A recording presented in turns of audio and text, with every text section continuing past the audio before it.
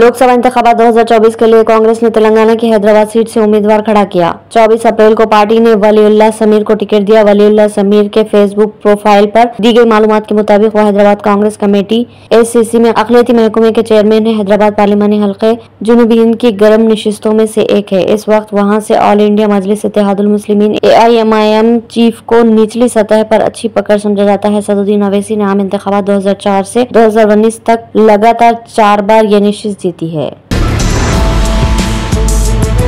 वज़ीर आला तेलंगाना रेवंत रेड्डी ने इल्जाम लगाया कि बीजेपी मजहब के नाम पर इंतखाबात में कामयाबी की कोशिश कर रही। उन्होंने आज हल्के लोकसभा सिकंदराबाद में पार्टी के उम्मीदवार डी नागेंदर की इंतखाबी मुहिम में हिस्सा लिया। इस मौके पर रोड शो से खिताब करते हुए उन्होंने वज़ीर आज़म पर बेरोजगारों और किसानों को धोखा देने का इल्जाम लगाया। उन्होंने पूछा कि हर साल 20 लाख नौकरियों का क्या हुआ। शिकस्त के खौफ से मोदी मजहब के दरमियान तफर्रुक़ा पैदा कर रहे हैं। चीफ मिनिस्टर रेवंत रेड्डी ने BRS के सरबराह के चंद्रशेखर राव को कालेश्वरम प्रोजेक्ट के मसले पर खुले मुबाहिस का चैलेंज किया। उन्होंने 15 अगस्त से कबल किसानों के 2 लाख रुपये तक के कर्जदात की माफी का दोबारा अहद करते हुए साबिक़ वज़ीर हरीश राव से कहा कि वह असम्बली से अपना इस्तीफा जेब में रखकर घूमे, क्योंकि कांग्रेस पार्टी कर्ज माफी के वादे पर बहर सूरत अमल करेगी। चीफ मिनिस्टर आज शाम वरंगल में कांग्रेस की इंतखाबी रैली से खिताब कर रहे थे। BRS के सीनियर रुकन असम्बली व साबिक़ वज़ीर T हरीश राव ने चीफ मिनिस्टर रेवंत रेड्डी का चैलेंज कबूल कर लिया। 15 अगस्त तक किसानों के कर्ज माफ करने पर असम्बली की रुकनियत से मुस्तफ़ा हो जाने का ऐलान किया।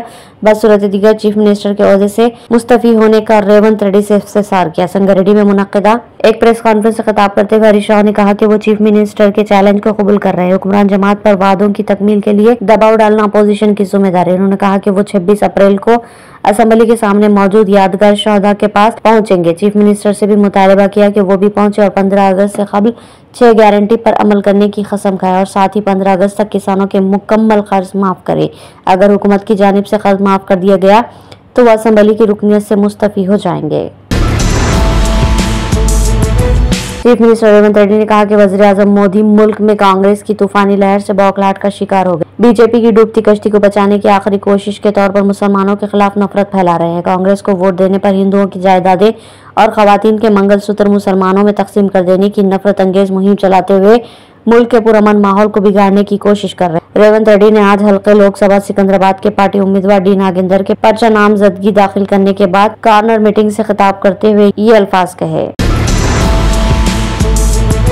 BRS के सरबराह KCR ने कहा कि अगर तेलंगाना की अवाम लोकसभा के इंतखाबात में BRS के ज्यादा से ज्यादा उम्मीदवारों को कामयाब बनाते हुए पार्टी को ताकत देती है तो वो हुकूमत की गर्दन मरोड़ते हुए इंतखाबी वादों को पूरा कराएंगे। KCR ने आज से अपनी बस यात्रा का आगाज मरियालगुड़ा में एक जलसे आम से खिताब करते हुए किया। KCR ने कहा कि BRS वाहिद जमात है जो तेलंगाना के मफादात के लिए काम करती है।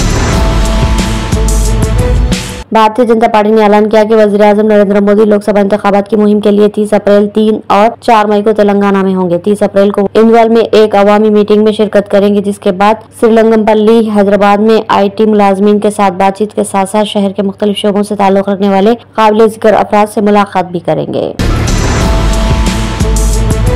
CRPF के असिस्टेंट कमांडेंट शेषागिरी राव की इत्तेफाकी तौर पर बंदूक चलने की वजह से मौत हो गई। ये वाक़या तेलंगाना के पसुगुप्पा की 21वीं बटालियन चेला मंडल कोत्तागुडम में पेश आया। तफसीलात के मुताबिक शेषागिरी राव करीबी जंगल में तलाशी मुहिम में हिस्सा लेकर वापस हो रहे थे कि वापसी के दौरान वो फिसल कर गिर पड़े। इसी दौरान इनके पास मौजूद AK-47 बंदूक चल गई और गोली सीने के निचले हिस्से में जा लगी। इस वाक़ये के बाद शेषागिरी बेहोश हो गए। उन्हें शदीद जख्मी हालत में बाकी जवान बेस कैंप लाए। वहाँ से 73 किलोमीटर दूर भद्राचलम एरिया हॉस्पिटल ले जा रहे थे कि रास्ते में ही इनकी मौत हो गई।